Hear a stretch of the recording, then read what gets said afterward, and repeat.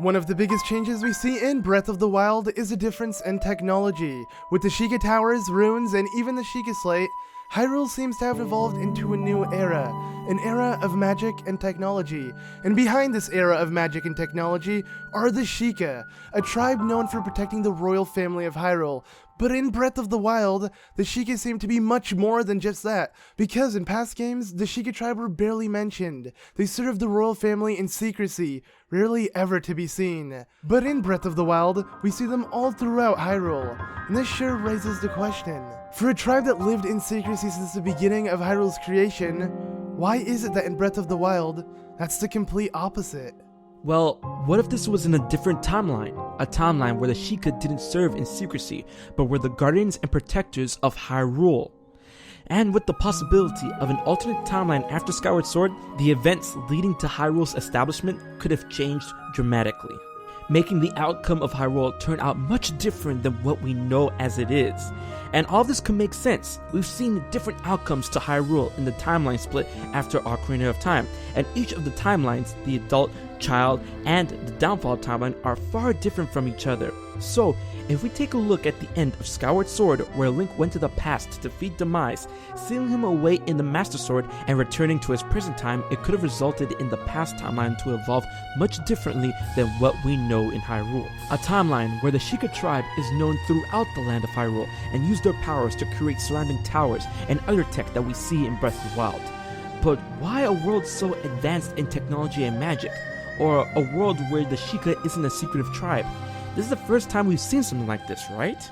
Well, in terms of technology, in Skyward Sword, the Hyrule province was a deserted wasteland, but when using the time shift crystals found throughout the province, you were able to get a look on how the land was before everything was destructed. And what you saw was a prosperous land filled with technology and life. So, if Link was able to defeat Demise in the past before it had a chance to be destroyed, and if Breath of the Wild takes place in the past, Link could have stopped the destruction of the Hyrule province and kept it to prosper and grow more and more. This could very much explain why the technology advanced so quickly with the Sheikah, as they could have just borrowed the tech from the Hyrule province. This could also explain why the tech in the Hyrule province is very similar to what we see in Breath of the Wild. Even with the self-programmed robots found in the province, these robots could be what influenced the Sheikah to create the Guardians, creating their own robots with artificial intelligence to serve as Guardians, while using their tribe's magic to further improve their tech,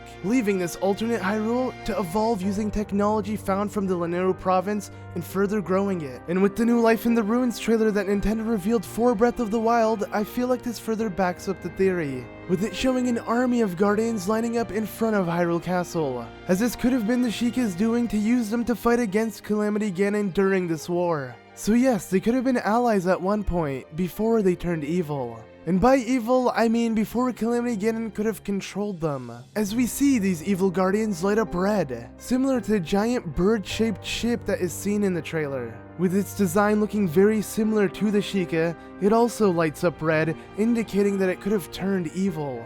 So maybe all of these creations backfired against the Sheikah, making them turn against them with the power of Calamity Ganon. As for why the Sheikah tribe isn't secretive as what we know them for, with them having marked their presence all over Hyrule from towers to shrines, this could be because of Skyward Sword's past. After Link defeated Demise, he returned back to his present time, leaving the past without a hero, but also in no need of one at that time. So instead of the Sheikah awaiting for their next chosen hero, they took precautions in Demise's curse returning and built a world where they were Hyrule's guardians and not Link, until the time would come where they would need a hero, as Link is the one destined to save Hyrule and not them, with their purpose and destiny only being to aid the hero. And with the possibility of Link being resurrected at the beginning of Breath of the Wild, this could very well be the aftermath of the Sheikah realizing how important Link is to Hyrule, having created 100+ trials to test his strength. With each trial he overcomes, being rewarded with a spirit orb, before causing the Sheikah monk of that trial to disappear, with them fulfilling their purpose destined by the goddess, which is solely to aid Link in defeating Calamity Ganon. Though this doesn't mean the Sheikah will only be aiding Link through successfully reaching them by completing their trials. As we've seen, Link is given the ability to use various magical runes found within their trials, teleport to tower locations, view the map, and scope faraway places via the Sheikah Slate, making the Sheikah Slate alone to be one of Link's most important items we've seen in the game. So the Sheikah's role seemed to be far bigger than just aiding Link, as they seem to be guiding Link throughout his whole journey, which could be foreshadowing a past where the hero did not succeed, and this time making sure this hero doesn't fail as well. So with Link waking up in the Shrine of Resurrection, this could be Link's second chance, and the Sheikah won't risk losing him this time around. And again, this is further proven with the Life in the Ruins trailer, where we see Link without the Sheikah Slate when he has the Master Sword. But when he doesn't have the Master Sword, he does have the Sheikah Slate on him. What I concluded from this trailer is that every scene that Link has the Master Sword with him, it was a flashback, before he failed and had to be resurrected. And now, 100 years later, the Sheikah have created this new tech, which shouldn't fail Link this time around. And with this alternate timeline, it could also explain the return of the goddess statues, as they were never seen after Skyward Sword, as the timeline leading to the Minish Cap could have forgotten the goddess statues and its meaning. And speaking of the Minish, Breath of the Wild is known so far to not have rupees in tall grass and under rocks throughout the overworld, which is a first in the series. But why? Well, if the timeline is separate from the Minish Cap, it would actually make a ton of sense. As in the Minish Cap, the race known as the Minish, or the Picori by the Hylians, were known for spreading joy and happiness by hiding helpful rupees under grass and rocks throughout Hyrule. And if Breath of the Wild takes place in an alternate timeline, this could have never happened. And this can also explain why Demise's curse is known as Calamity Ganon and not Ganon, as this alternate timeline could have never had the existence of the Gerudo, leading this curse to spawn in an entirely different way. All of these factors are taken into consideration when thinking about this game, as when looking at Breath of the Wild, everything feels the same but also different, like things were alternate in some sort of way. But this could be just the outcome of a different timeline, a timeline where one difference caused a butterfly effect to change Hyrule as we know it. And this isn't far-fetched. We've seen Hyrule covered in a great sea, a Hyrule covered in the blanket of twilight, and a Hyrule where the hero fails. So the possibilities are endless when trying to pinpoint what makes sense and what doesn't. Because in the very end, Nintendo can do whatever they want in terms of story. We just have to find out.